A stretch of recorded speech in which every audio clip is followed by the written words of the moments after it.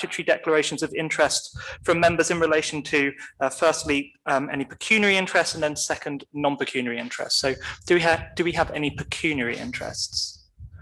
No. Do we have any non-pecuniary interests? No. Then I'll move on. Item 3, Town Mayor's announcements. So on Friday, the 1st of July, I had the pleasure of attending the sort of official opening ceremony for the refurbishment of Biggleswade Dental Centre, which is just round the corner, just off of Saffron Road. The team have done an incredible job of working since February to upgrade the dental centre, and have managed to keep appointments going whilst construction work has been going on. I had a really enjoyable meeting with some of the staff, including the manager of the practice, who explained that the refurbishments have helped to increase their capacity, which will hopefully get them through their waiting lists a little bit quicker. So that's really good news for the people of Biggleswade. On Monday, the 11th of July, so yesterday, I had the pleasure of attending the Good Her Majesty's Award in association with the Platinum Jubilee for Biggleswade Good Neighbours.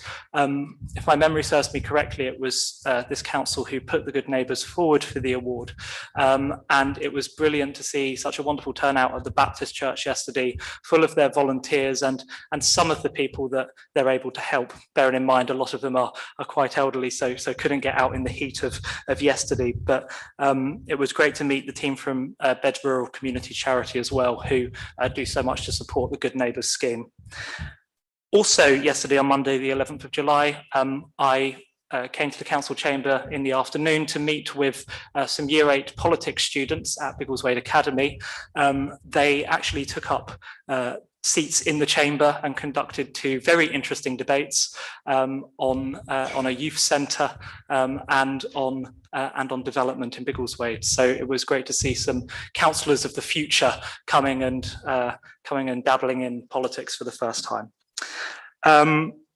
That's all from me. So item 4, public open session. So to adjourn for a period of up to 15 minutes to allow members of the public to put questions or to address the council through the chairman pertaining to matters listed on the agenda. So each speaker will have 1 3-minute slot. If you could please state your name before speaking and tell us which item on the agenda you'd like to address us on. So is there anybody who'd like to address the council at this first point of the meeting? Yes. Yes, would you like to just come to the microphone, state your name and go ahead. My name is Sandra Sparrow. We live at Stratton Park Drive. It's a mobile home site off of Dunton Lane. At the back of us, we've got Taylor Wimpey that are building a housing estate, which unfortunately we are suffering from dust from morning till night. We eat and sleep dust. 1 resident has died from breathing problems. Others have been taken to hospital with breathing problems. We've got asthma problems and heart and chest problems. The dust sticks to our houses, which are stippled because it's a caravan, basically. The windows, the cars, it's ruined furniture. We've been to the site manager. I've written letters to various agencies, and I can say that this is the only agency that has actually been kind enough to answer me. Nobody else has. We've got no privacy at all because we've got no fences at the bottom of our gardens. So the dumpers and the diggers and dumpers are parked at the back of they go backwards and forwards. There's dust everywhere. We just get covered in it all the time. They're not moving, they just move the earth from one side of the pitch to the other side of the pitch and back again. And there's no way the site manager won't take any notice of us and won't dampen it down. I know we've got hot weather at the moment and it is hard to dampen it down, but even if they even tried, it would be something. It's just, you know, the privacy and the noise levels are just horrendous. We've got the diggers and dumpers backwards and forwards. They're changing their buckets, banging them. The noise is just awful. It's just dreadful. You know, and the workers, I mean, I know they're doing their best, but you know, they have urinated in the site in front of us, which is totally out of order. And we've told Taylor Wimpey's about this and nothing comes back to us. Anything else I should say? It's just the dust. It's the dust. The dust and the noise is just. Yes, and it's shaking the caravans. My television. Yeah. Sorry, hold on a second. We just need to be careful that the recording won't pick up what you're saying unless you do come to the microphone. So did you want to conclude? If somebody else wanted to take over, that's absolutely fine. Because you have. My name is Michael Packle. I live on the same site as these. I took this out of the garden this morning. Hopefully it will play. That's day in, day out. We have to put up with that. We've had that for 2 years. We've got another 18 months to go. Is that fair? I think that's all I'm asking. No, that's okay. Thank you, Mr. Huggle. I think so. Just to spell out before we get on to the agenda item related to this. So obviously this council is not the planning authority and we're not responsible for planning enforcement, but we can of course make representation on behalf of residents to Central Bedfordshire Council. And no doubt some of our Central Bedfordshire councillors who are in the room have heard what you've had to say, and we'll get to that in the fullness of the debate that follows. And if you want to wait around at the end, we do, until the end of the meeting, we do have another public open session. So you're welcome to respond to that then, if that's okay. But I think we have heard you loud and clear, including the sound recording, which I agree sounds very, very disturbing. So is there anybody else who would like to? Yes, okay, Councillor Whitaker. Councillor Hayley Whitaker. Just as well, I've worked very closely with these residents, and you mentioned enforcement there. Enforcement have been told time and time again, and they have been out time and time again. The problem we have is that, I'll remind this council, you approved, you actually didn't object to this development. And I think... Sorry, that's factually untrue. That's factually untrue, but carry on. Ready now? Can I carry on? Yeah, please. Thank you. You didn't object to this development. And what I can say is we need to step up now and support these residents, because what is very clear is that we've had enforcement out multiple times. We've had environmental health out because of dust. And I know some of you are still doing diaries about the effects of the dust. We've had environmental health out. We've been to Taylor Wimpey. We've been to the site manager. The bottom line is we didn't put the right planning conditions on that application so that these residents got a fence in time. So they just didn't get that fence in time. So we should have had a planning condition on there that said, before first development, a fence goes up, because they've essentially just got a mesh fence between them and that development. And actually that would save a lot of the dust. It would also help a little bit with some of the noise. So that has gone back to planning, and planning have said, we'll take that on board going forward, but that doesn't help these residents right now. The dust suppression, the planning condition only says dust suppression on the roads. It doesn't say on the unmade roads. And what a lot of these residents have the problem is behind their homes are still unmade. They're still building them. And so the condition that's in the planning doesn't actually allow us to enforce anything. So we have let CBC, I think as well, have let these residents down in that we've not put the right conditions in place in order to be able to enforce what we need to help these residents. And we have exactly the same problem at the moment up in Sorrel Gardens with dust. I've got residents complaining up in Sorrel Gardens because the dust up there is horrendous for exactly the same reasons. So what I would say is that I know I'm working with Central Beds, but I know we've also got other Central Beds councillors here, but as a town council as well, when we've got developments that are open at the rear, we need to make sure when we're saying, we don't object to that, or we do object, but make sure we get something in about getting that boundary fence in early. And also make sure that we get something in about the dust suppression, making sure it's more than just the general, we will suppress dust, so that we make sure we're protecting our residents as much as possible. Because these guys have been left in a really difficult situation, and, we're going to struggle to do anything to support them, I think. Thank you, Councillor Whitaker. I did visit residents today, actually, to see for myself what is happening at the back of their gardens. I think the way you've characterised it is fair. I reiterate my point about this town council's position, though, that's not accurate at all. So we will get to that debate in the fullness of time. I hope we can do something about it, but let's see, perhaps when we get into some of the detail of the discussion, and then in the fullness of time, the detail of the planning conditions. Okay. Is there anybody else who'd like to address the council? No. Okay. Well, then we move on to item 5, the invited speaker. For members to receive an oral update from Kathy Lewis from Preen in Biggleswade. Is it okay if Kathy comes and takes this seat temporarily down here, because you will need a microphone? Or do you want to use that one there? No, that's absolutely fine. Go, please. Of course. Thank you. Hello, I want to say thank you first of all for inviting me to come and talk to you. My name's Kathy Lewis. I'm the Community Director of Preen in Sun Street. I don't know how many of you have ever been or know about it, but we are a reuse centre and more prominently these days, unfortunately, a food bank for Biggleswade and some of the surrounding towns and villages. We've been there for 15 years, I can't believe 15 years now, and we're just getting busier and busier actually.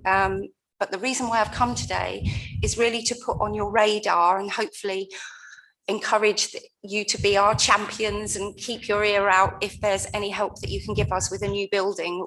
When we moved into our building in Sun Street 15 years ago, it had already been empty for 12 years before we went in, and we've done the best that we can with it. And our landlord is fantastic and has been very, very good to us. But simple fact is the buildings are beyond economical repair, and he now has to make the decision as to, you know, whether he knocks it down or not, or we have to put up with it.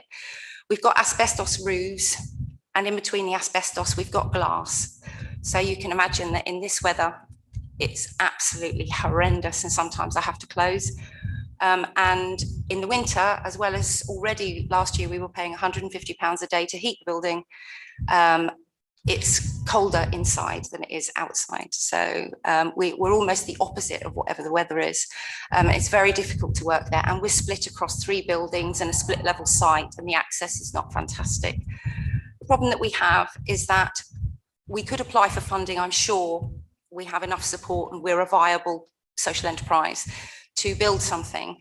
Our landlord would sell us the site, or he will put it up for redevelopment for houses probably, or maybe repeat industrial. I don't know what will become of it, but £2.5 million would buy us the site in the perfect location, which we could then look to rebuild.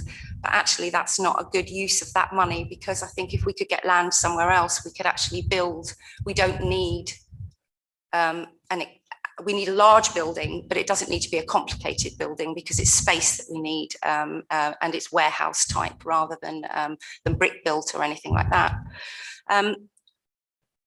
Come this September, the landlord will make a decision whether or not he renews the leases of the 2 organisations that are on there, or whether he puts it up for sale. And I know that his agents have already done some initial planning scouting, if you like, to see what might be possible there. We have to decide fairly quickly whether or not we have to move out of Biggleswade. And it's not an exaggeration to say I've been looking for nearly 10 years for another site to move to. We never expected to be there so long. The problem that we have is that we need a retail park size unit.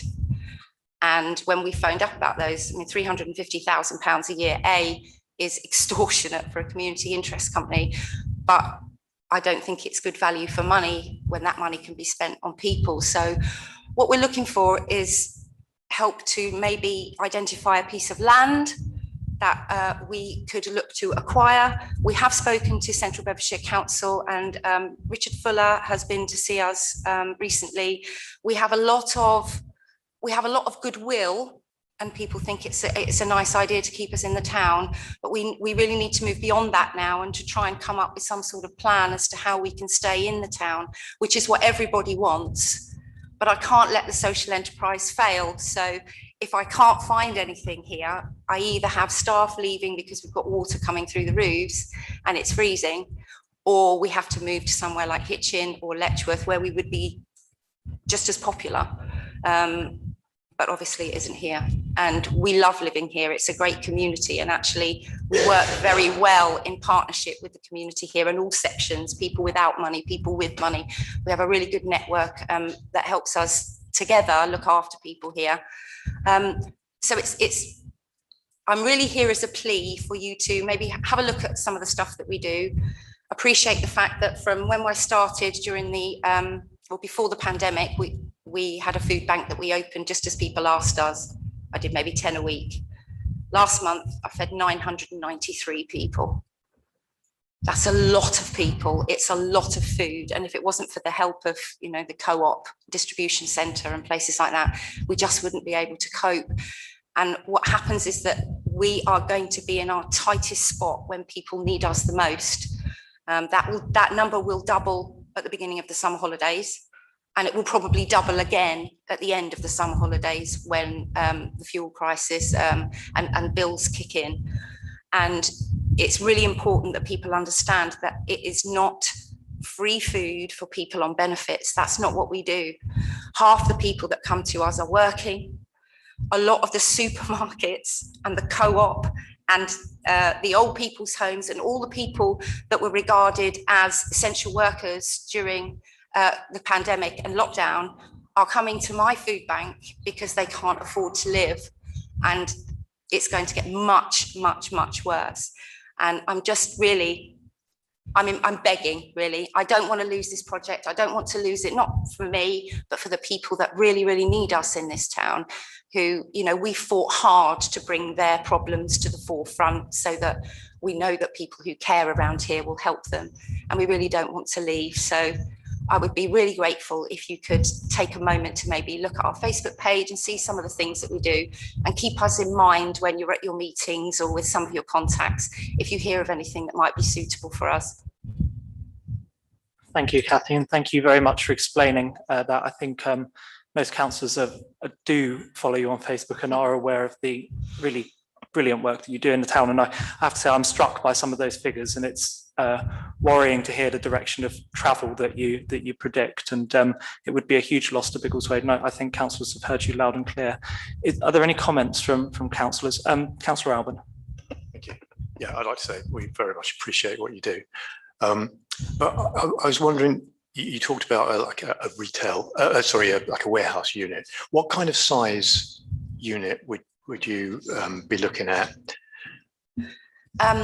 We currently have, the main shop is 7,500 square feet, and we're bursting out of it. We've got 2 other buildings, but we can't use the top floor on one of them because some of the roof is coming down up there, so it's all been sealed off. We've probably got 30,000 square feet at the moment. I can fill whatever space, when you're working in reuse, you can fill whatever space you're given. But to do the furniture and the clothing, and I mean, things like clothing, we never even bothered to do, but they're so important now. And we need to have a bike shop and a tool shed, and we've got DIY supplies, and we've got people that offer us things that we know the community wants. We need, I think, at least 20,000 square feet.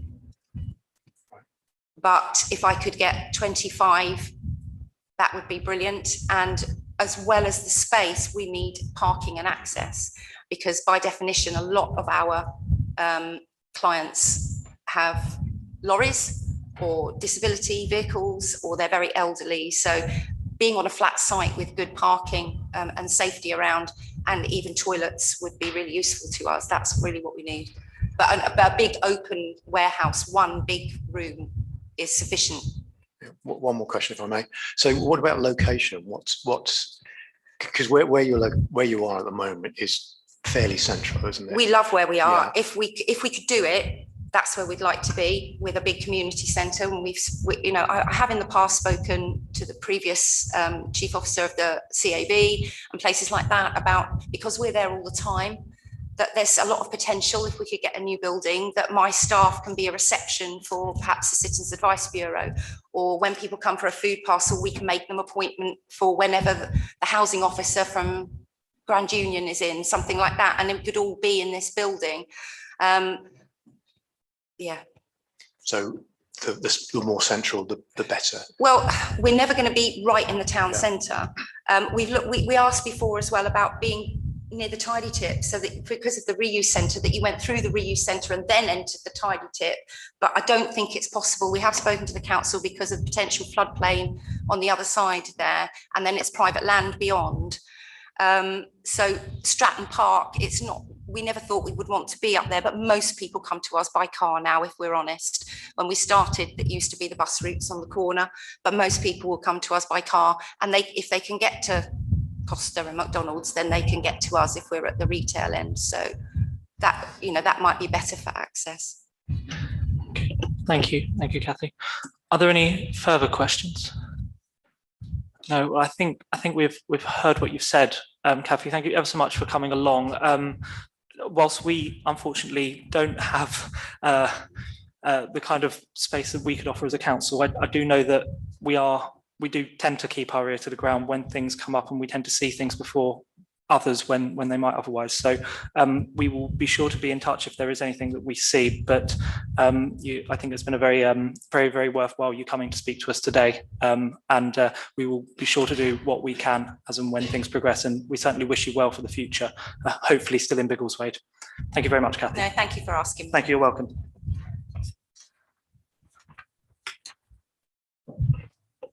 Item 6, members' questions. Do any members have any questions? No members' questions. Okay. Item 7, minutes and recommendations of meetings. So the minutes of we are looking here at the minutes of the council meeting, 28th of June, so a couple of weeks ago, at the old courthouse here. So I'm on page 1 of the minutes, which is page 6 of our pack. I'm going to go through for accuracy first of all, please. So page 6. Any accuracies on page 7? Page 8, page 9. I have a correction on page 9. So item 61.4. So the detailed balance sheet, summary of income and expenditure. So all of the 4 items which are listed, I understand that they actually go to May 2022, not April 2022. So if we could correct that, please. Anything else on page 9? No. Page 10, page 11, page 12. Councillor Knight. Thank you. Item 68.1 on page 12, the last sentence, Councillor North and Councillor, I think that was me. I think it was you. Thank you. Thank you. Anything else on page 12? Page 13? No. Are we comfortable that this is a fair and accurate record of the meeting that we had? Someone move that? Thank you. Okay, so item 8 then, matters arising. So we're going through again for any matters which have arisen from these minutes. So so we're on page 6. So any matters arising on page 6, please. Page 7. Councillor Woodhead. Could you use your microphone, please? Apologies. No, I just wondered if there'd been any further update from either Sergeant Sugden or PC Beer following up on the issues around the break-ins and robberies in businesses in the town. Whether there's been any further correspondence at all? I don't know. Do officers want to comment? Thank you, Mr. Mayor. Just to say, not as such from those individuals, but we are meeting the inspector shortly, as in very shortly. Thanks. Excellent. And I think we need to make sure that those specific points around some of those town centre businesses which experience that crime are properly dealt with, because as far as I'm aware, there are still some outstanding issues there. So any other matters arising on page 7? No. Page 8? Page 9? Page 10? Page 11? Page 12? Councillor Knight.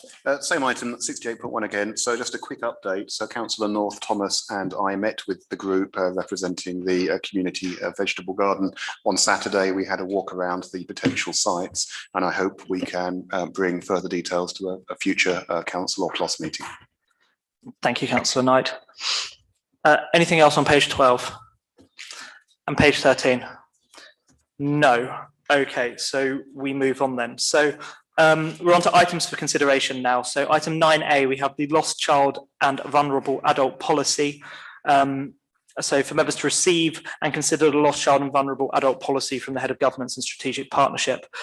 This policy is used to inform the planning connected to major events. Karim, did you want to say anything on this? Thanks, Mr. Mayor. So just a couple of items.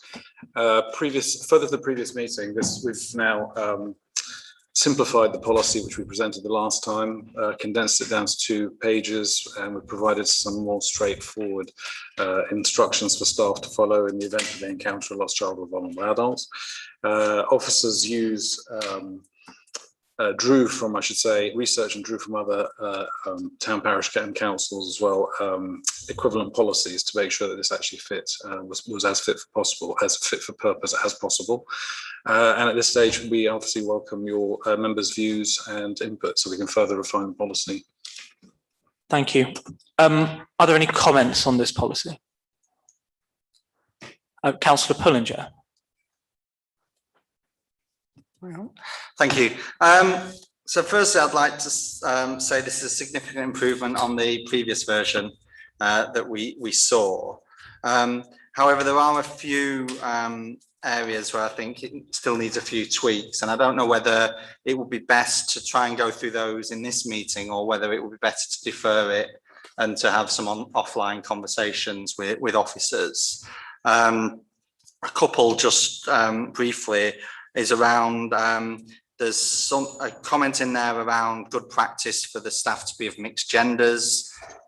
Where does that good practice come from? Because it might be something someone thinks is a good practice, but I don't think it actually genuinely necessarily is a good practice. And then there's some inconsistencies between the wording in the missing child versus the found child, sort of in terms of the bits in bold in there, which I think should be consistent and the same in both. And then there's a couple of little things around specifics. So I'd like to propose that we defer this to the next meeting to provide members an opportunity to actually feedback those comments to be absorbed to before we bring it back.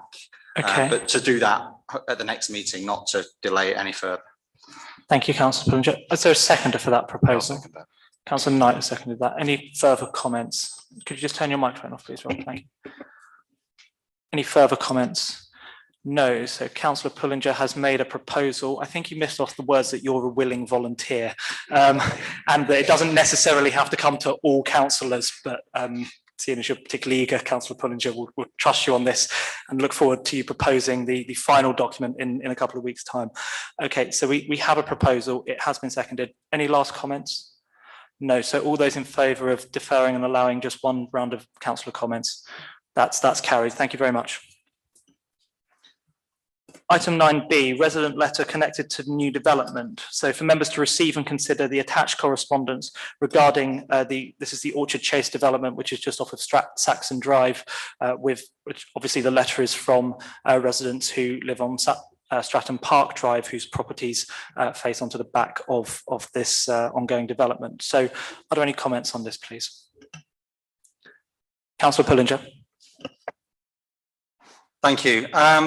So firstly, I'd like to express my sympathies to the residents for what must be a really terrible state of affairs.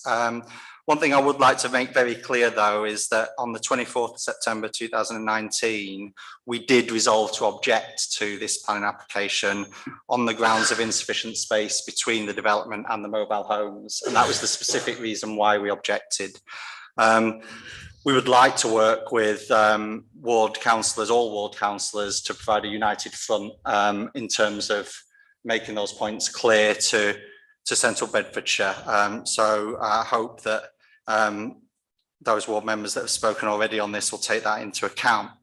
I think, as the Mayor pointed out earlier, it isn't within our remit as a town council on a planning matter, but we can make representations. So I would like to propose that we write to Central Beds enforcement, reiterating the concerns that residents have, and that it appears that these have been dealt with in a way that's not satisfactory up to now, and also to utilise our ward councillors, both Councillor Foster, who's the relevant ward councillor, and Councillor Bond, who obviously with his planning connections understands the right people to speak to make sure that this is looked at and addressed, because it really is unacceptable to allow this situation to continue. Thank you, Councillor Pullinger. Is there a seconder for that proposal? Okay, that has been seconded. Further comments, please. Councillor Alban, then Councillor Russell. Yeah, thank you. Yeah, I mean, this is obviously a poor state of affairs, and a great deal of sympathy for the residents there, suffering what they are suffering. Now, we heard that there was a planning condition about keeping dust down on made-up roads, but there's obviously something going on there which is affecting the neighbouring residents. And so that seems to me that it's nothing to do with planning or planning enforcement, but it's an environmental health issue. So why isn't CBC dealing with this from an environmental health point of view, both the dust and the noise? Because it must be truly awful living there during this time. I think that's a very, very good point. Councillor Russell, did you have a comment? No. Okay. Councillor Pullinger. I'm willing to widen my proposal to include writing to environmental health as well. I think there is both an enforcement issue and an environmental health issue. So. Thank you. Did any ward councillors want to comment on this? I think I would just like to say that I echo the sympathies that that other members of the council have expressed.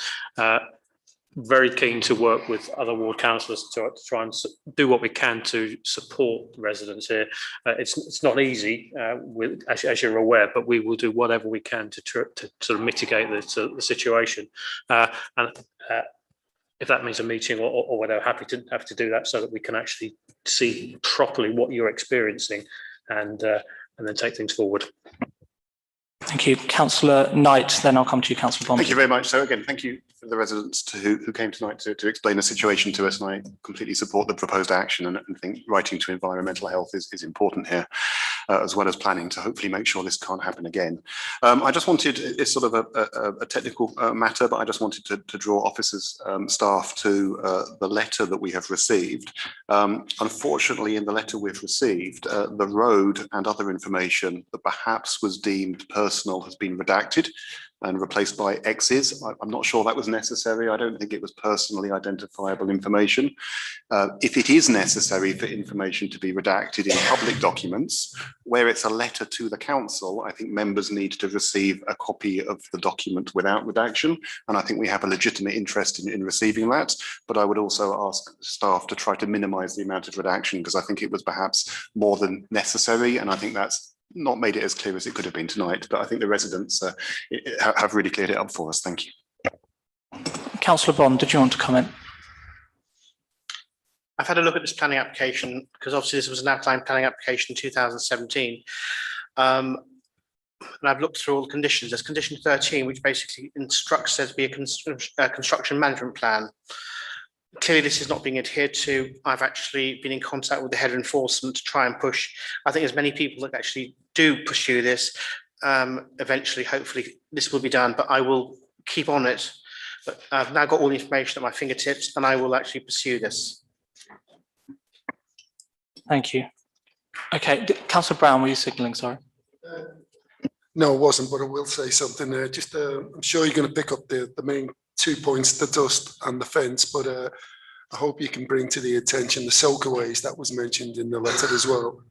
And I'm hoping that the councillors who go to county can even mention it. It's been over 2 years. There should be a possibility of a council tax rebate. Certainly an interesting suggestion. I think certainly there's clearly some sort of case for compensation, I would say. Okay, I think, are there any final comments? No. So if I might suggest, I mean, I'm certainly happy to, I've met with some residents today to discuss this and have offered to do so again. There's a lot of detail in this. There's a lot of detail in here, and residents have gone to a lot of effort to compile a lot of evidence. And whilst this is clearly urgent, if we could perhaps just have a couple of days to pull all of that together so that we can put the strongest possible case to environmental health and to planning enforcement. Would colleagues be comfortable with that? Perhaps just taking a couple of days this week to pull some of that evidence together, giving officers the opportunity to write next week. Okay, so we have a proposal which is to to write on behalf of the council to environmental health and to planning enforcement with all of the evidence that we can possibly get our hands on, including a lot of the detail which is in this letter. All those in favour of that proposal, please show. Thank you. Right, that will move, we'll move on. Item 9C, banking signatories. For members to receive and consider the council authorised signatories report from the town clerk and chief executive. Peter, did you want to introduce this? Thank you. So this follows on from members' earlier decision back in late May to agree moving from Lloyds Bank to Unity Bank Trust. We've now also clarified the BACS payment process and sign-off process with members, and that's been cleared now, the multi-factor authentication. So I've now taken the opportunity of coming back to members with some recommendations around what the member sign-off should look like. And I've tried to encompass two things. I've tried to recognize those members who have a civic or functional responsibility going forward, namely the mayor, Chair of Finance and General Purposes and Vice Chair of Finance and General Purposes, but also recognizing that we make a significant number of payments and that we need to be cognizant of the capacity to do those in a timely manner. So I've also tried to recognize that those members who have for a number of years now also significantly contributed towards the volume of payments, and those members who are able to be very flexible in regard to their time, sometimes in urgent situations. So I've also included councillors Ramsey, Bond, North and Foster, who also currently are involved in supporting that process.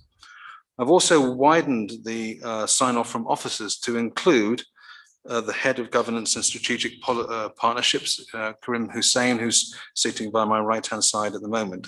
So hopefully this kind of amalgam model gives us the most flexibility and the greatest capacity going forward. Thank you, Peter. Any comments, please? Councillor Pullinger. Thank you. I think this is the third time this has now come forward to council, and I hope that we can support it.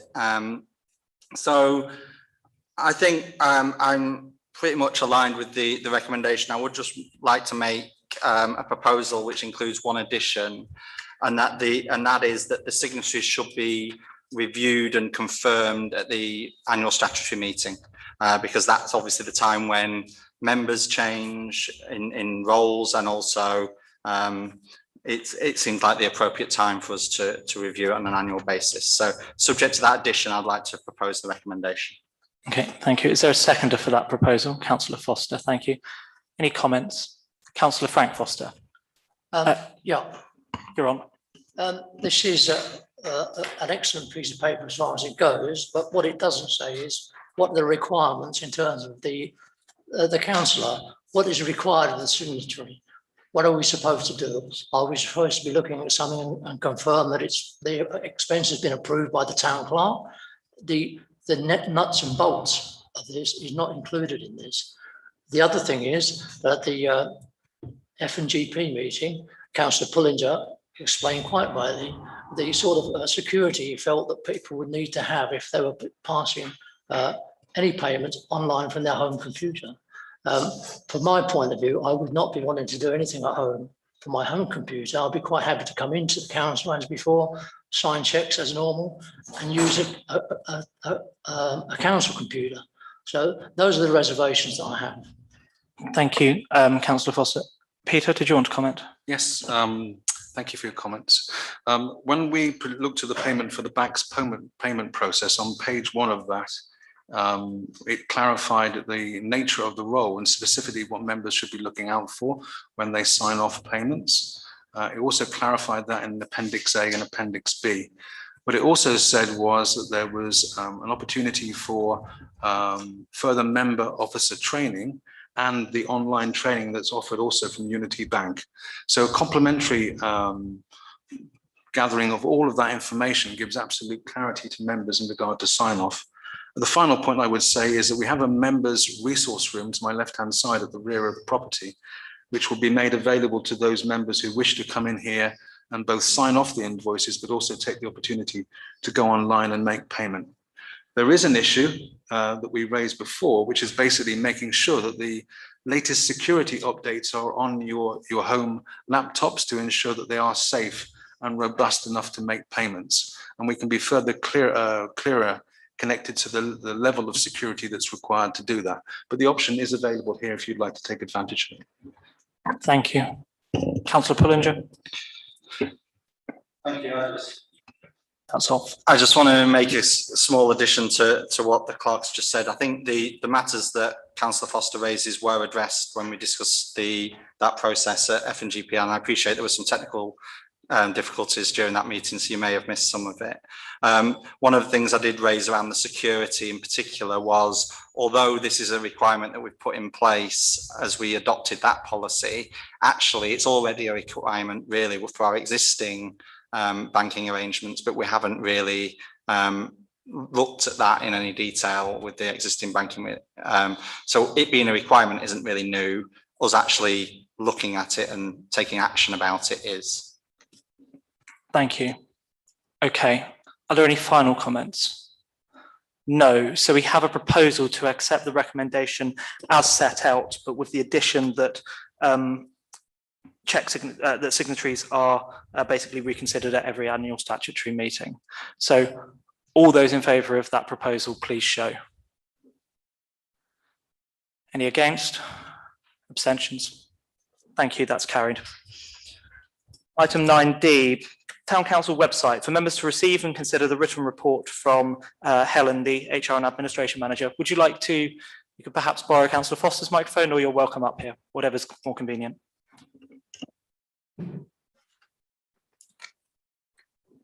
Good evening. So this evening I'm presenting the remaining website work, and it's to ask for approval for additional costs to complete the remaining website work.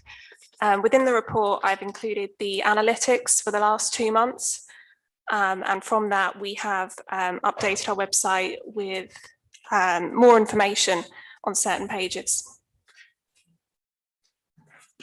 Thank you, Helen. Very comprehensive report. Any comments, please? Councillor Alban.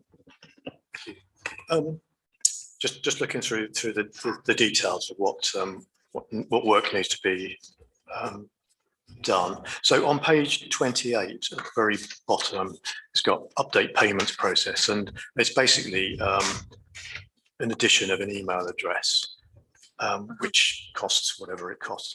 So this is a configuration change. It just made me wonder what configuration changes are available to town council staff to make, rather than having to go back to the supplier and get them to do them. No, all the changes that are in there are changes that the staff cannot make. They're sort of done at the back end by Tim. So he has the sort of the knowledge, technical knowledge to be able to do these things.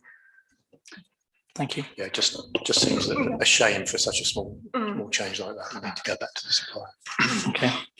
Any further comments? If I might say from the chair, the only one that jumps out at me a little bit is about technical work to include market stall changes and charges. We don't really have that as part of our policy or a process for it. So we might be jumping the gun slightly on market stall charges. I don't know whether Chairman of TCM has a comment on that. Yeah, I was thinking a similar point, to be honest. So my worry is that market traders, there tends to be a lot of cash involved. And I think before we commit to that investment, we should probably talk, if you haven't, maybe you have, to the market traders and understand what proportion of them would be willing to pay that way. I'm also a little bit concerned about the proposed expenditure relating to events. We don't have that many events, and I'm wondering if that investment is proportionate. I think everything else here makes a lot of sense. And I can certainly see, for cemeteries, funeral directors, it's a small number of people who would quickly learn the new process. But I worry for some of those other things, I'm not so sure there's value, especially when we're looking at expenditure that's slightly beyond the budget. I don't know if you have any thoughts on that. So the market stall application, that wasn't to allow market stall holders to pay. The feedback that I got was that they do pay on the day and they prefer to pay cash. but it would be for them to apply, so we would know in advance what market stalls were going to be. And then for the events page, we aspire to be like other sort of town councils locally who have an events page promoting all the local events. I can outside of this meeting show some examples, and yeah, we can discuss it from there. Okay, Councillor Pullinger. Thank you. I've got a rather technical finance question in terms of should we approve the additional cost, where would the payment come from? Peter. Yeah, I mean, I'd like to clarify that outside the meeting, to be honest with you. I think we need to go back and identify the vote heading that needs to be supported connected to that. But I think if I'm not certain in the room at the moment about whether the 1214 is a net figure. There may be some issues that we need to reconsider before deciding on the overall level of available resourcing. Helen? Yes, the 1214 is the net figure, not without VAT. So yeah. Sorry, just clarify that one more time. Then the net figure, net of what? Yeah, sorry. so the additional cost I've worked out to be 1214 net. Yeah, okay, right. Yeah. What I'm actually saying is if we're slightly circumspect about 2 or 3 of the issues in here, I'm not sure whether we are yet, because we haven't taken a vote, and we don't know what the net figure is yet in regard to what members support. Okay, so if we were to accept it, it would be the net figure as laid out, but if we were to strike 1 or 2 of these things, for example, the net figure would change. Okay, I'm sure we're capable of doing that mental math in the room, hopefully. Can I make one other observation? Obviously, Please. we're not, we're only part way through the financial year. A significant number of our vote headings are still underspent and uncommitted. So, it's not a stretch of the imagination to be able to identify funding. Thank you. Okay, I think we're looking for a proposal then, please. Councillor North, with your microphone, sorry. Well, I propose to accept the recommendation as stated. Thank you. Is there a seconder for that proposal? Councillor Alban. A seconder. Can I just? Of course. Can I just say that I was pleased to see on page 25 in the introduction, it says that the A1 retail park page is the most visited page, and it was updated as a result of that. But I'm pleased to see that there is comment on there inviting people to visit the town centre as well as the retail park. So very pleased about that. No, that's excellent. Thank you. Okay, are there any last comments? Councillor Foster. Given that there's the concern about the booking of market stores and the fact that it makes reference to payment in the documentation, which clearly isn't the case, and there's the concern about the events, perhaps we should be considering whether we apply all the recommendations or we take a couple of those out. My view would be that at this stage we don't include events and we don't call market store trade changes. If that were the case, I'd be happy to go ahead, but with those exceptions. Okay. Councillor North, do you want to comment on that, or you're not under any obligation to accept the amendment, but it's up to you. Well, I think if we accept it and leave it to Hazel's discretion as the person running this, if parts of it are not actually carried through, and so be it, and that would result in a lower cost, perhaps. Helen's I don't think we need to get too nitpicky about the detail of it. Okay, well, the proposal is as set out then. You'll have to vote accordingly, I'm afraid, Councillor Foster, and you're free to put another proposal if this one falls. Did you want to respond? Yes, with respect, I'm not nitpicking. I'm making reference to the fact that 2 of the items were expressed as not being supported by every member of the council. So if that's nitpicking, well, so be it. But my view stands. We should not be doing those 2 items. I'll second the amendment formally. Okay, we'll come back to that after the initial vote, but you can't have a negating amendment. Councillor Strawn. I just wondered whether the words adding up to £1,214 would cover the issue. That way it would mean that we're not committed to spend that amount of money, but the budget would be there if necessary. Okay, we have a proposal. Are there any further comments? So the proposal is that we accept recommendations as set out. That includes things like that includes everything that's in front of us, including an events page and options around market stall changes. So all those in favour of that proposal, please show. 1, 2, 3, 4, 5, 6. 1, 2, 3, 4, 5, 6. Okay, this is tense, isn't it? All those against? 1, 2, 3, 4, 5, 6, 7, 8. Okay, the motion falls. Any further proposals then, please? Councillor Foster. So I'd like to make a proposal that we include everything with the exception of events and the market stall changes. Okay. I second that. Okay, we have a seconding. Peter, did you want to comment briefly? Just to give clarity for the chair of F&GP, we have sufficient funding within vote heading 4026, which is computer and web related activities.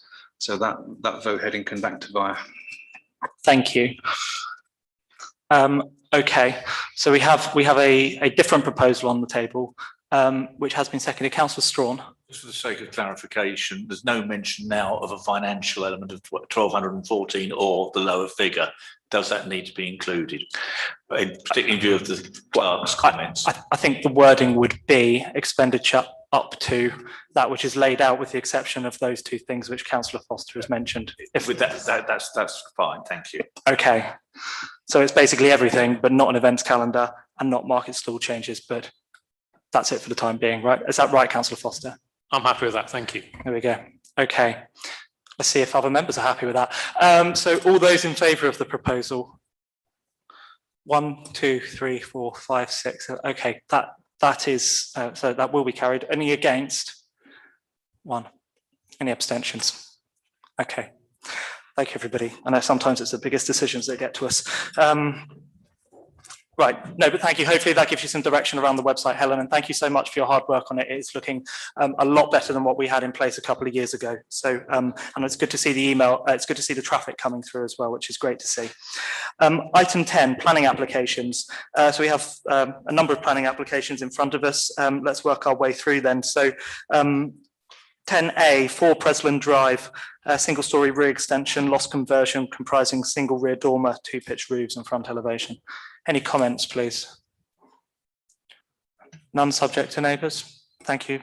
Is everybody okay with subject to neighbours? Right, thank you.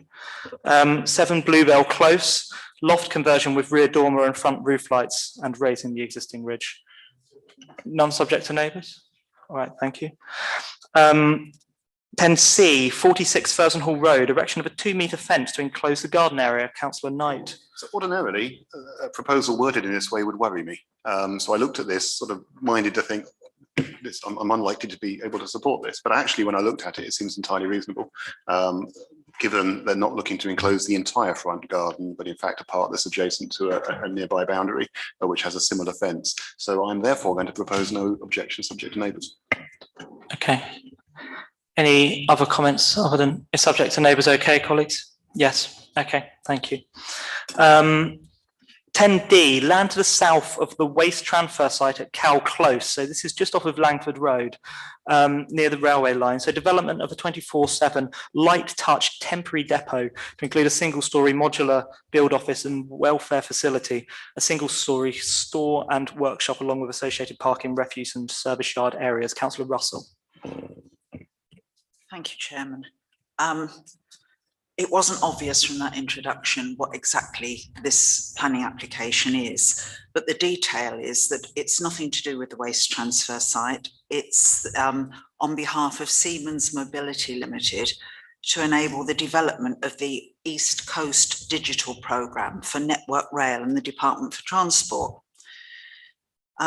So the application says that the facility would be used to support the installation of the European Train Control System, and that the technology will be deployed on the East Coast Mainline Railway, resulting in many benefits, including greater reliability and increasing the number of trains per hour on the line.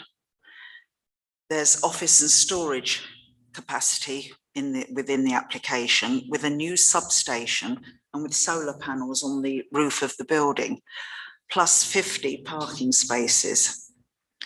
It uses the existing access off of Langford Road. Siemens intend to use it as what they call a construction hub for the work between King's Cross and the Stoke tunnels, which I now know are south of Grantham, but I had to look that one up. It's a £2 billion programme and they say it will provide new jobs over a 10-year span. There are problems with this site and with this application. The land isn't allocated for development in the local plan, although there has been previous planning agreed for the commercial use of this part of that site. It's encroaching on a rural area. It's outside of the development envelope for the town. Within the neighbourhood plan, which we are finalising with Central Bedfordshire in a meeting on Monday, and which will hopefully go to referendum in September, this is not in conformity with that plan. We would want an important countryside gap, as is termed by Central Bedfordshire, to prevent coalescence with Langford. So the first problem is that this establishes development against the local plan and what we're trying to achieve with our neighbourhood plan. The second problem is it talks about being temporary. So what is temporary? What does that mean? We now know that from the planning statement that it's likely to be 10 years. But would the site be needed longer term to monitor or maintain the train control system? It's interesting that there's going to be a new substation in there, and that would allow further development in the future. The third problem is the excess traffic on Langford Road and through either Biggleswade or Langford, probably to get to the A1. 50 parking spaces indicates the number of personnel on site, and there'd also be deliveries, some of which may be HGV movements. The current site has been used by the waste transfer business for storage and vehicle parking, and the application states that there's already concrete hard standing there. The transport statement with the application says that it's therefore reasonable to assume that a number of vehicle trips would have been generated by the site, and there's no information that these uses raised any transport or road safety issues. I think we can be sure that there were probably less movements than are likely to be generated by what's now being proposed. The transport statement also says, in terms of impact upon the local highway network, the development proposals would result in a minimal impact upon the operation of the local highway network, with most trips occurring outside of the typical highway peak hours. But that statement is contradicted by the table included in the statement, which shows that the majority of the movements are between 7 and 9 in the morning and around 6 o'clock in the evening. So their own table contradicts their own statement. There's no detail of construction traffic movements. It simply says that's to be agreed with Central Bedfordshire. I think it's questionable how many local jobs this would create. It may be assumed that the majority of staff will be wanting access to the A1, either through Biggleswade or Langford. Some of the jobs are going to be highly technical and will probably be brought in from outside to do something like this. I think that given the issues that I've outlined, we should write to Langford Parish Council, sharing our response with them and asking for support in the way that we supported them when there was an application that threatened coalescence between our two parishes. There's another issue that I'd like to bring to Council's attention, that paragraph 74 of the examiner's report on the neighbourhood plan indicates that agents on behalf of the owners of the Cow Close site had written to the examiner saying that their clients have aspirations for its eventual development when the local plan is reviewed. So I am seriously worried about establishing a precedent for development on that site. So I'd like to make a proposal to object to the application to ensure that the issues I've mentioned are taken seriously. So my proposal is as follows: that the council objects to this application on the following grounds. The site is not allocated for development in the local plan and is outside the development envelope for the town. It encroaches on a rural area which prevents coalescence between Biggleswade and Langford, and it establishes a precedent for development in this area. It's not clear what temporary means and how long this might be for, although 10 years is mentioned in the planning statement. Might the site be required longer term for monitoring or maintenance? The excess traffic which will be generated on Langford Road and through either Biggleswade or Langford is a key issue. The council further requests that if this application is recommended for approval, a planning condition is applied that within 10 years the development is removed and the site is restored to its current condition. And I'd also like to request Central Beds colleagues that one of them calls this application into development management. Thank you, Chairman. Thank you, Councillor Russell. Is there a seconder for that proposal? Councillor Ramsey seconded. Comments? Councillor Alban. Yeah, when I looked at this, I was thinking that it's actually quite a good use of that site in that it's very, what's there already is it's basically just a pile of junk. So it would tidy the site up and make good use of it. But I've been listening to what Councillor Russell has been saying. I share the concerns about the potential impact of traffic, especially with those numbers of parking places, the amount of movements that will be going up and down into Langford Road. So that's an issue. And I'm also concerned in the same way that this might lead to more development of that area. So initially I was thinking nice use, is a good use of that site, it'll tidy things up, but yeah, I've been persuaded that it's not the right thing to do. So I'm now agreeing with what Councillor Russell is proposing. So I'm particularly concerned about the fact that this could lead to further development, especially if there's substations going in, which don't sound very temporary. No. Councillor Pullinger. I disagree with the proposal. I mean, I think it is a good use of what is already effectively a brownfield site. I think we ought to take a pragmatic view that the development and the improvement of the East Coast Main Line is of a benefit to us and our residents, and that this needs to go somewhere, essentially. I agree with the proposed planning condition should the plan permission be granted, that element of the proposal. But again, in respect of the substation, it's not clear, but if a substation being built by the railway next to the railway implies that it's for the railway, not to feed domestic or commercial properties elsewhere. So I don't think that is likely to pose a significant risk of further development.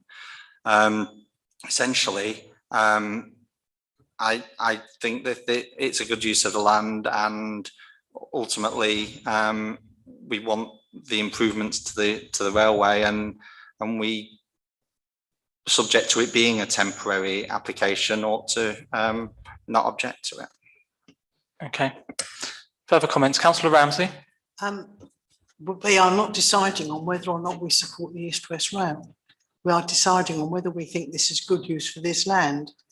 And we need to consider the amount of extra traffic at peak time that's going to be going on in the Biggleswade and the surrounding area, because as we all know, Langford can only be accessed really through Biggleswade, and there's already enough heavy traffic, and these people are proposing to have their traffic at peak time. So this is when people are going to work, children are going to school. There's already more than enough traffic around. And to say that they won't make Langford Road more dangerous is ridiculous, because it already is dangerous to go along there, particularly if you're on a motorbike or a cycle. So I don't see that. I agree something needs to be done to this patch of land. I know that, but I don't think we should say we're doing it because we support the East-West Rail, because not everybody does. And so I think that needs to be taken out of the equation and out of any proposals or objections. Thank you. Thank you, Councillor Ramsey. Councillor Woodhead. Thank you. No, I mean, I think I share some of Councillor Alban's concerns. I came to it quite open-minded, but I think Councillor Russell's made a good account of some of the issues around that site. It concerns me how much a lot of this is has had to have been found out that perhaps wasn't immediately obvious in the documentation, which concerns me. And I think the other bit that concerns me is the fact that neither Network Rail nor Siemens have bothered to get in touch directly to the town council to even talk to us about the proposals in the first place, which just shows a kind of level of, ignorance maybe from their part. And it would have been nice to have heard from them at least what their plans were, and we could, have had a proper conversation, grown-up conversation with them. But they've chosen not to do that, which is really disappointing. So, yeah, thank you. Thank you, Councillor Woodhead. Any further comments? No. So we have a proposal. The proposal is to object to the planning application on the following grounds. Firstly, that it's not in line with, it's not a designated site in the local plan, it's outside the envelope of the town, that's first.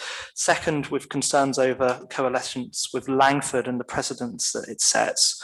Thirdly, because of the open question over how temporary this would in fact be, and that wasn't clear in the application. Fourthly, on the grounds of the impact of traffic, particularly going through Langford and coming back our way through Hitchin Street.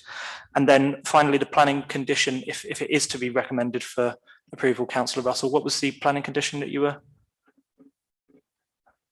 That within 10 years, the development is removed and the site restored to its current condition. Thank you. Okay, so that's if it's recommended for approval, and we've asked ward councillors to call this in.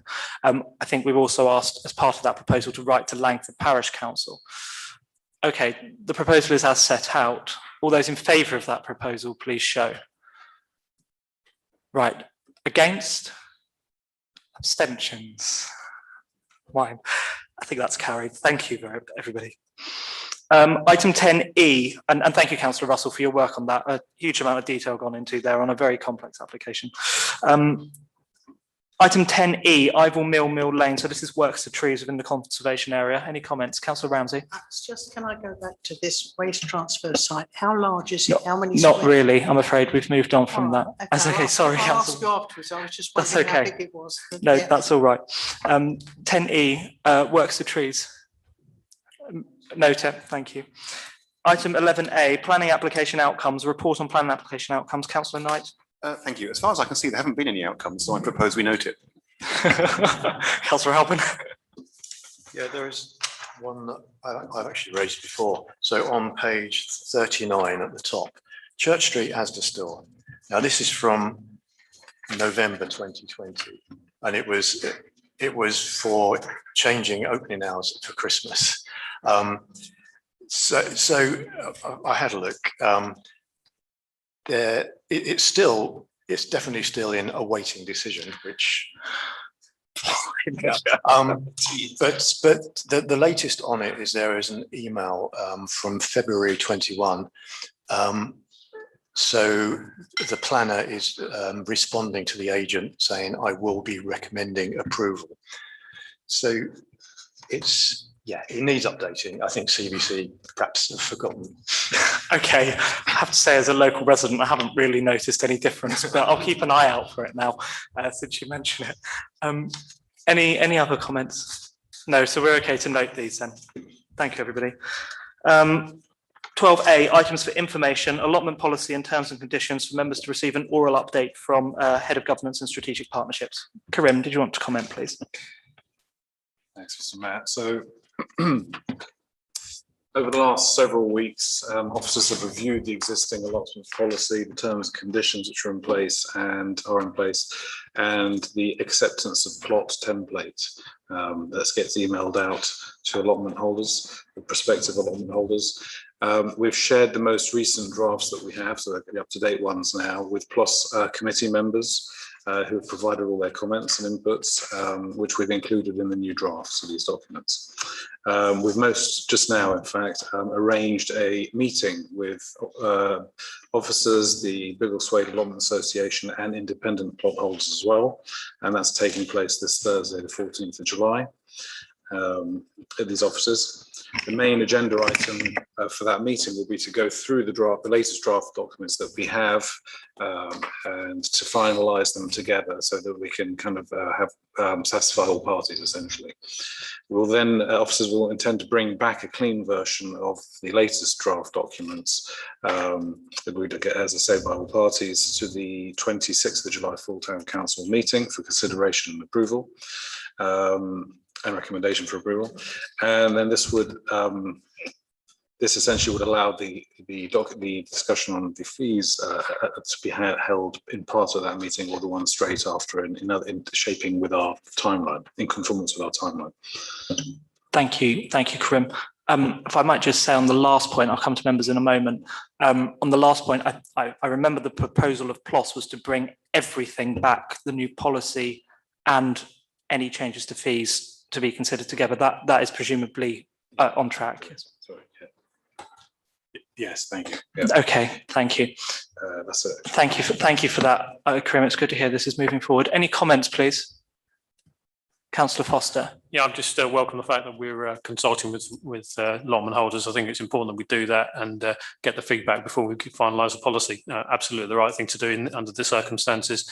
We're likely to get some consideration from that. I think if there's something that comes back that is a challenge for us, we can review it as members in due course, but absolutely the right thing to do. Thank you, Councillor Foster. Any further comments? No. Okay. Thank you for that update, Karim, and thank you for keeping us up to date on that very important topic. Item 12B, Sustainable Transport Corridor, for members to receive an oral update from the Head of Governance and Strategic Partnerships and the Deputy Mayor. So this is just to remind members, we had 4 proposals for sustainable transport corridors trying to connect the east of Biggleswade to the town centre on the west side of Biggleswade. So I understand there was a meeting that took place and a bit of a walk around. So Councillor Russell, did you want to start off or Karim? I'll leave it to you. I'll start and Mr. Hosseini can give the officer's point of view. We had a very successful day walking the route. It was quite hot and it was a lot of walking. We stopped every few hundred yards and looked at issues like parking, particularly residents parking, and particularly on the Balk, where there's an idea of having the contraflow cycle route. And there was no real idea of what might happen with the junction, Balk, Drove Road, Hitchmead Road. There was no real suggestions about how that might work. One of the highways officers who's new to the council suggested that the parking should be removed in front of those houses by the junction. So I filled him in on what had happened when the yellow lines were put down by mistake a few weeks earlier. Interesting, along Hitchmead Road by the side of Stratton School, we were horrified to see a lady with a 3-wheel trolley waiting up against the fence of the school. I hadn't realised there was a bus stop there, and she was waiting at the bus stop, but there's no proper standing there. It's grass, and the grass is at a level like that, so she'd had to make her way up the grass and turn round to be waiting at the bus stop. The senior highways officer was outraged by that, and we asked if we could take a photograph, and he said he would go away and sort something out there. Totally unacceptable. So that was one good thing that came out of the morning. There are a lot of issues with the route. There's an issue down by Ivor Valley School in Hitchmead. There would need to be some land taken from what was Stratton School Farm to make it usable, because it's not only walking and cycling, it's the idea of small buses in the future. So we walked all the way through and through to where it would meet Baden-Powell Way. It's a bit easier when you get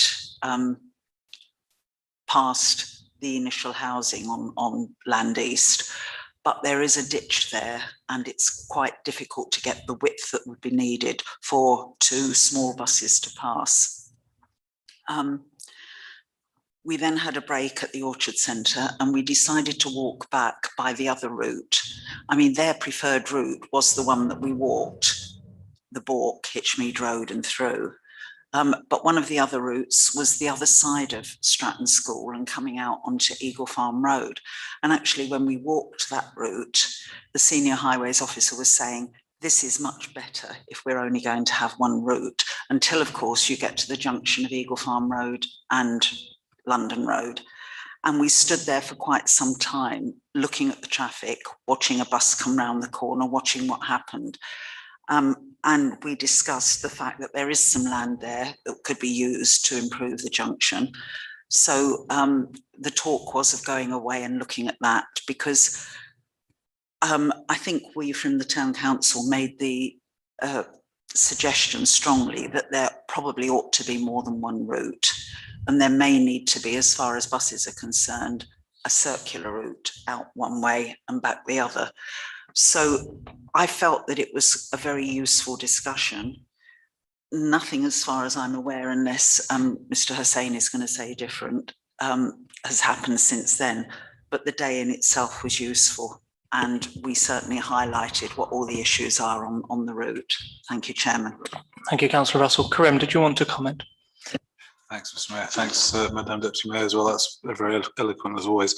I think just to add to that, or to reaffirm that, actually, I think the feeling was that option 3 was, which is on the return journey, was much more sort of direct and straightforward. And the feeling was that potentially as development grows further east, if you like, or is it southeast of King's Reach, it'll be kind of still docking in the right place, so to speak. So that wouldn't mind so much. But of course, the junction is the main challenging point, which I think is well known there, returning. The other thing is that CBC officers did undertake to keep us up to date with all the kind of work as it unfolds or develops, I should say. Thanks. Excellent. Thank you. Any comments? No. Thank you very much for the comprehensive update. I know this is still very much a moving picture, and it's good that this council has a seat at the table, as I'm sure ward colleagues do as well. So we just need to make sure we get the best outcome for Biggleswade, and that money is spent well developing something which is, I was going to say a sustainable solution, but that's really terrible. Sorry. Right. Let's move on to item 12C. Thank you for the update, everyone. Biggleswade Twinning Association, for members to receive an oral update from the Head of Governance and Strategic Partnerships. So the Twinning Association. Thanks, Mr. Mayor. So as briefly as I can, as members are likely aware, officers have contacted the Friends of Erlensay Twinning to inform that unfortunately they're no member, or indeed some officers will be attending the Erlensay Gassenhof Festival on the weekend of the 16th and 17th of July. The initial invitation letter to the Town Council mentioned that there was a certain sum left available to be spent, with the suggestion in the letter that a portion of the funds should be spent on planting another tree in acknowledgement of the continued twinning friendship, with the remainder of the money to be split between 3 local charities at the discretion of the Town Council, or indeed the Mayor. In the first instance, our public realm manager has suggested planting a large oak tree, a Quercus robur, which is, I'm reliably informed, a long-lasting tree. And he has also suggested that, although this, well, he has also suggested that it would be a very good addition to the Kitelands recreation ground, as there are currently no mature trees located there. Thank you, Karim. Something to think. Well, if that is the direction of travel, then with a tree, it would be nice to do it properly and ceremoniously, and hopefully make sure that tree is has an appropriate plaque against it. Perhaps maybe that's something for PLOS to consider. Not that I have any idea what time of the year you should plant trees, but I'm sure the public realm manager will know. Any comments, Councillor Russell? It's disappointing that none of us could go to the Hofengassenfest. I went before, and it's a very good event. I'd like to pick up on the suggestion that any other money in our funds could be used for local charities. We are still likely to get representatives from Erlensay coming over here, and I would hope that we could keep that money. And when there are representatives here, we could do what we've done before, which is to hold a reception here for them when they arrive, rather than giving the money away. So I'd just like to put that on the table. And I do think that they were originally asking for a new tree to be planted near the tree that was planted when we first went into the twinning arrangement with Erlensay. And I think that was at the splash, but if it's not possible to plant at the splash, then okay. Thank you. Any further comments? Councillor Woodhead. Thanks. Yeah, I mean, I just to follow up on Councillor Russell's point, I think it's a good idea if we could probably keep some cash to one side for any future sort of twinning or that kind of events. I mean, one other thought, I mean, it's perhaps for the group to say rather than maybe the council, but maybe a bench might be more appropriate than a tree, that, you know, friendship bench or something like that. And that way it can be engraved or marked in some way, because I'm aware of the existing tree, but I'm not sure there's any particular signage or anything pointing towards the importance of it within the town. So I don't know whether that's something else we could look at, but I think a bench would be more prominent in my view, and in more, you know, whether we could do a joint coat of arms or something. I don't know. I'm throwing something out there, but it does seem a missed opportunity to not mark this in some way. Councillor Pullinger. So I agree with the comments made by other members in relation to the donations, and I think we should maybe just focus on the tree and save some money for future twinning events. I'd like to inform the Mayor that the tree planting season is November to March, so we've got quite a bit of time to make a decision. And so I think, yeah, in terms of the tree and the location, I think we should obviously leave that to POS to decide, and taking on board Councillor Woodhead's comments. I think I'd prefer a tree because of its longevity and it lasts a lot longer than a bench, but I think it is important, as you said, as Mayor, that we do have a ceremony, we do have a plaque, and we do make sure it is properly understood what the tree signifies when it is planted. Thank you, Councillor Pullinger. Councillor Russell. I was just going to say that we do have the plaque above the door there with the two shields, and that needs to be wherever the trees are, if the trees are going to be together or whatever. That's a good thought. Well, in light of this new information about when the tree planting season is, which unbeknownst to me, we do have the Public Land and Open Spaces Committee in October, so perhaps we can just bring that to, perhaps we can bring this properly to Public Land and Open Spaces.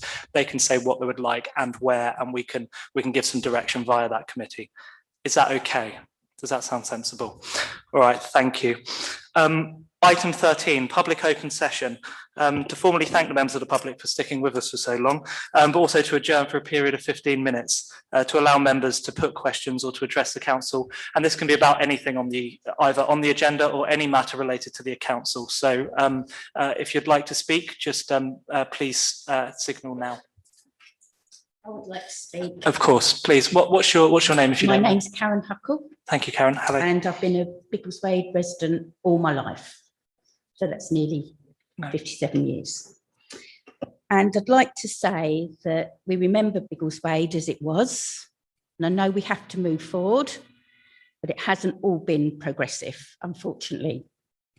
The infrastructure for the amount of housing is diabolical. We have not got enough infrastructure, doctors, and other important issues for all the amount of houses, etc., that are being built. And I feel that we're being failed. How much more housing can Biggleswade actually take? Because it seems to be never ending. And there is no sign of it stopping anytime soon. And I'd like to ask the councillors, do you actually know what is occurring on these building sites and who is affecting? And are you talking about this on a regular basis in your meetings? Because it's important to Biggleswade people. And the other thing is we have an exit at Stratton Park Drive, which is now, you shut your eyes and you hope that you don't get hit as you exit it. Because the cars down Baden-Powell Road seem to think it's a racetrack rather than a 40-mile-an-hour road. And it's not going to be long before one of us residents gets hurt or killed. And there is a new slow down sign, which is actually just about on our junction, which is no good to anybody because it's too late. We need a warning further round that sharp corner because it's a very sharp corner, and it is, for us to get out. And several of us have commented lately that we've nearly been hit as we're exiting our homes. So that is a worry to us. Obviously, we've got the dust, the noise, But we feel as Biggleswade residents, we are being failed by the council, unfortunately, and we don't want to feel that way. People from Biggleswade are now moving out of Biggleswade because it's not the lovely little market town that it once was. So they're exiting. We've got new people coming in from London, Luton, or wherever they're moving into. So there is lots of new blood coming into Biggleswade. But my son has had to move to Chatteris because he's been outpriced in Biggleswade. So Biggleswade families are losing their, they're moving away, which is a shame because everybody knew everybody in Biggleswade at one point. And you can honestly say it's not really like that anymore. We know there has to be progress and we will take the houses. We don't want to be party poopers in all of this and not do our share. But did they actually come and see us when they were going to build this and give planning permission? As far as we're concerned, it was too late. We tried our best to get it stopped. We went to the meetings, the planning meetings. We came down to the council when it was first happening and said, look, it's too close. It's too close. I literally have got a fence there and the caterpillars and some of these other, the caterpillars are actually this close to our homes, or driving us mad. Thank you. Thank you, Mrs. Hogan. Thank you very much. Thank you. If I might just, you've raised, sorry. Can we show these pictures that we've got on our phone of the dust? Yes, of course. I mean, we're saying dust. That's okay. But nobody knows what the dust is that we have. If you hold on at the end of the meeting, I can give you the right email address to send them to us, because I think we did hear the audio as it came through, but obviously we need to be able to receive the evidence. See the dust. Yes, and I saw it myself today. Yes. And was covered in it myself today. Yes. And I honestly, until I was stood in the back gardens this morning, I didn't appreciate just how close some of it is coming. It's very clearly serious. So you've obviously heard what council resolved a few minutes ago to write to environmental health and to planning enforcement. I've done that, and I've not got any replies from them. That's okay. We as a council, I appreciate you've done that as individual residents, perhaps multiple times, but we as a council we can offer those representations to back up what you've said, just to know, so that they are aware that you're not a series of lone voices, which I know you've done your best up until now, but this is the first point we're being made aware of this very serious issue, and we are taking it very seriously, and we'll back it up with sufficient evidence. I appreciate that might not answer all of your challenges. I think what was said earlier on in the meeting about perhaps some of the planning conditions not being tightened up in the first place, we're going to need to go and get into some of the detail on that. But Councillor Bond did mention about the construction management plan, so there's potentially routes to explore down there. I don't know the extent to which they've gone to. I appreciate that doesn't offer all of your doesn't reassure you on absolutely everything, but I think councillors have heard you loud and clear, and we will do everything that is within our power as a council and to help you now in the same way that we did when these planning applications came forward, as Councillor Pullinger outlined, and the objections that we made, particularly about how close it was going to be to your properties. Okay, and just on another matter about when Karen said about the traffic. Yes. We had a meeting in 2018 with the then head of highways. Right. About the road coming up Saxon Drive, because they can see what's coming from the other side of Saxon Drive. They can't see anything, so they come around that corner and they come around there 50, 60 miles an hour. Right. Now, we had a meeting with him, Paul Salmon, when he was here. Obviously, he's left now. I did email the new one, but I never got a reply. They were going to make the pavement wider so that it was a smaller turn for people, so they would have to slow down. Okay. So that's another issue we have. Basically. Thank you. No, I appreciate you coming and explaining that as well, because and and explaining it so eloquently, because forgive me, we don't, I drive around Biggleswade, most of us drive around Biggleswade, but we don't often come down to your what should be quiet corner of Biggleswade in our cars. I did walk down there today, but didn't appreciate how hard it probably is to get a motor vehicle out of there. Gentleman down Could you there. just come to the microphone, please? Thank There's you. a gentleman down there, he's 90 years old. Yeah. And he drives out. Well, my heart's in my mouth when he goes out. Yeah. To make sure that he actually gets out there before a understand. car comes around the corner. Okay. All right, thank One you. of the other ladies, she's away at the moment. She came out of our turning. Yeah. To turn right. Yes. She got on the other side. She got on the other side of the road to turn, and this van came round and was like that with her. Thank you. Sorry to interrupt, So I'll but have sorry to to interrupt. progress. I think we have heard you loud and clear. So Councillor Foster and I are going to come and meet with some residents on Thursday. You should have had something through your letterbox this morning. We can talk. 8 o'clock on That's all right. Thursday Yes. morning, yeah. 5 o'clock on Thursday evening. It's no good at 5 o'clock. Everybody's gone home. They've all gone home. You can't see we what's need to be going on. Okay. You Well, can't- I'll you come. can't I'll come along tomorrow morning, and we'll have a look then. You Are can't you- see the dust at 5 o'clock. 'cause they Are you can't- available 8 o'clock tomorrow morning? Yes. Okay, I'll see you at 8 o'clock tomorrow morning. We'll come and have a look, okay? Okay, hold on a second. If Councillor Whitaker, if I might just respond to one or two points that Mrs. Huckle raised, then you can come in. So I understand about the lack of infrastructure in the town. We do talk about it. We talk about it all the time. We're well aware of what the challenges are, but as you've heard this evening, we're not responsible for absolutely everything. All we can do is try to argue and put the case as best we can with those who actually either hold the purse strings or hold the power over those specific pieces of infrastructure. So the position that this council has had over, say, development, for example, is to support 4 villages to the east of Biggleswade built over a sufficient period of time with infrastructure in place. Without the infrastructure, we don't support it. But the position of the council was clear. We didn't support the application where you are either, partly because the idea of putting it to the east would keep it out of the way of existing residential properties with the development. So look, you've touched on a lot of points, and perhaps we can talk about them a little bit more in due course. But the one thing I would say is that every councillor in this town objected to King's Reach being built, and they objected to your development being built. And what's happened? We've been done to. Yes, we've lost influence over what those planning applications look like, and we've lost our voice as a result. So we have to take a different approach going forward, in my opinion. The other councillors will speak for themselves in due course, okay?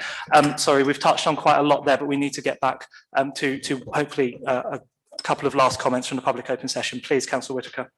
Thank you. Just to hold my hand up and say, totally agree that I'm wrong on the objection from the town council with regards to that development. I'm very happy to say that I totally admit that that's right, that you're right. But I just wanted to also let residents know that, and I'm sure that fellow ward councillors can double check this because I'm not 100% sure. But I believe that change to the corner as you come into Dunton Lane, I think it's in this year's annual plan. So I think that is still proposed to happen this year between now and April. So that should happen. Okay, sorry. We need to bring this back now. No. Thank you, Councillor. No, that's all right. So I do believe it's in the annual plan and it will be done this year. So it is planned to be done. There's money there for it to be done. So it should be done, which is the biggest hurdle. Coming back to the development, I'm very happy to come forward, and work with the town council and have, I think Councillor Pullinger said about working together and having a united front. I have got a meeting with someone from Taylor Wimpey head office to go over problems with the site. And if any of the ward members want to join me, they are very welcome to. Thank you, Councillor Whitaker. Thank you for that update. I'm sure I look forward to that. And thank you for clarifying our position. And I'm sorry that I interrupted you earlier on. I didn't mean to be quite so harsh, but thank you ever so much. Are there any last comments from we do normally adjourn for 15 minutes, and that is about 15 minutes. Thank you for staying with us, and hopefully you feel as though your views have been listened to, and we look forward to being in touch in due course. We have one last item, which is the exempt session. Would somebody please move the resolution that we go into exempt session? Yeah, I'll move. Moved. Thank you. Thanks ever so much, everyone.